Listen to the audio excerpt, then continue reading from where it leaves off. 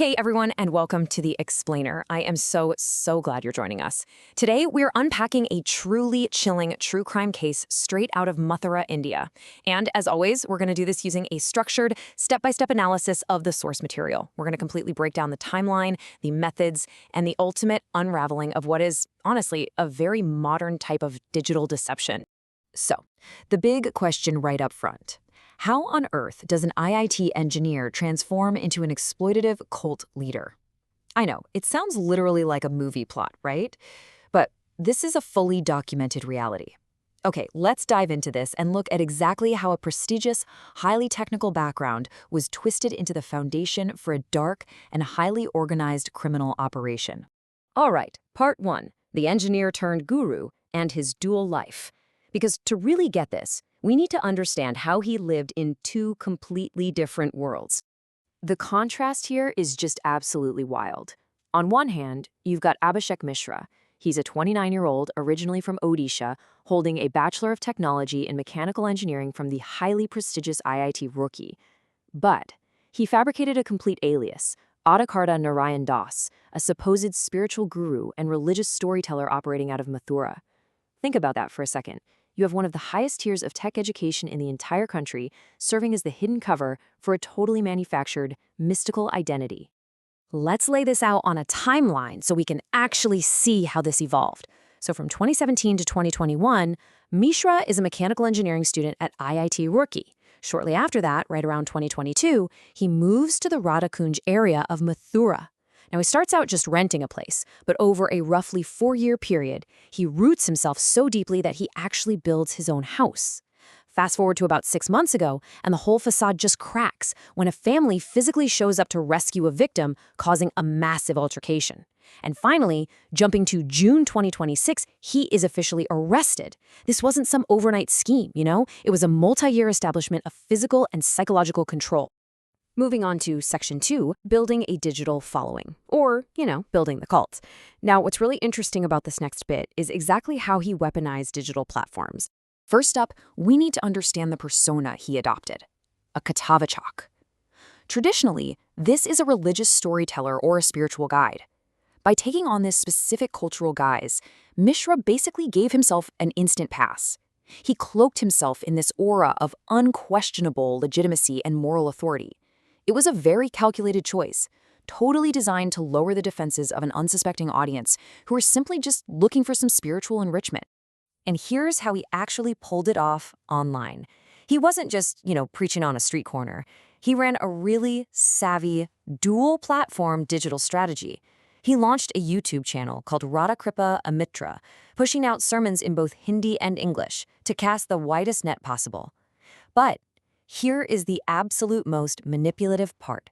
He also kept up a professional LinkedIn profile under his assumed name. He essentially blended religious authority with professional networking, creating this really confusing yet highly compelling trap for his targets. And who were those targets? Well, according to the police investigation, he was actively hunting for young women, and specifically women with engineering backgrounds. Honestly, that detail is just chilling.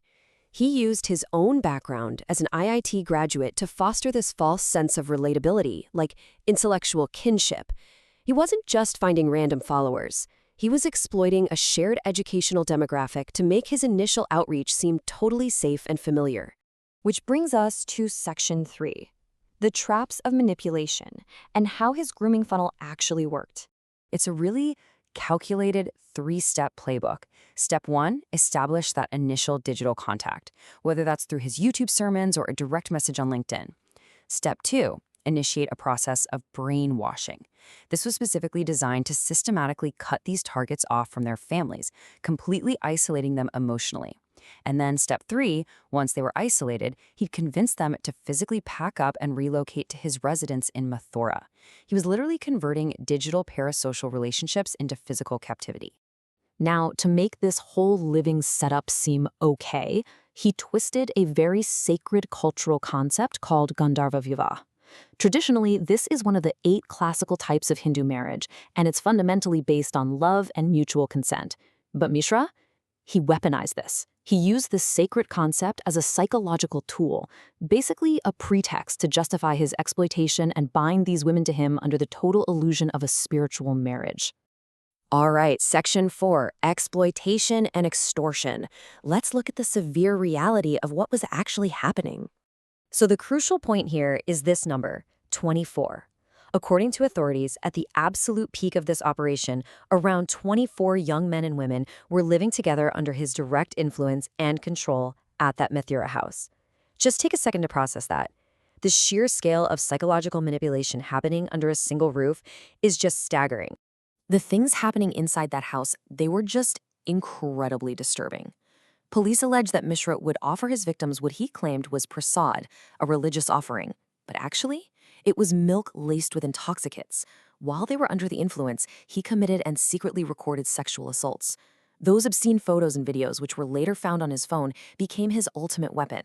He used this digital leverage to completely blackmail the victims, guaranteeing they'd stay silent and compliant, all while actively extorting money from their families. Let's move to the unraveling. Section 5, and see how this carefully constructed operation finally hit its breaking point and collapsed. So, the dominoes really started falling from the inside. As he got greedier and his extortion attempts escalated, the whole environment just became toxic. Actually, here's an incredibly telling detail from the source material.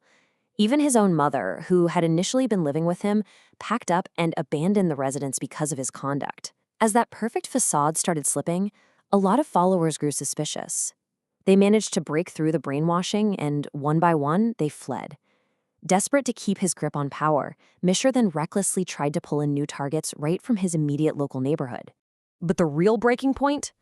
That happened about 6 months prior to his arrest. The family of one of the victims actually managed to bypass all his digital walls and physically showed up at the Mathura house to take her home.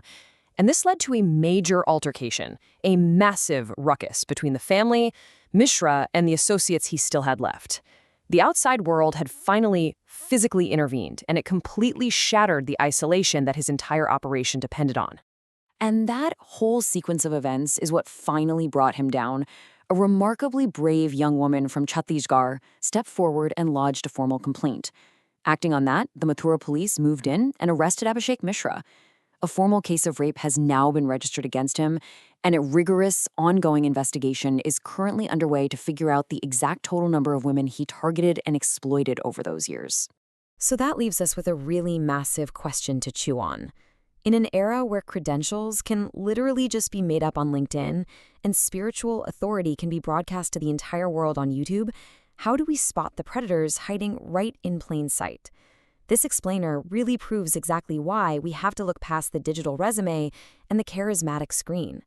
I really hope this structured breakdown has empowered you with the knowledge to recognize these kinds of manipulative patterns. Thank you so much for learning with me today. Stay safe, stay vigilant, and absolutely keep asking the right questions.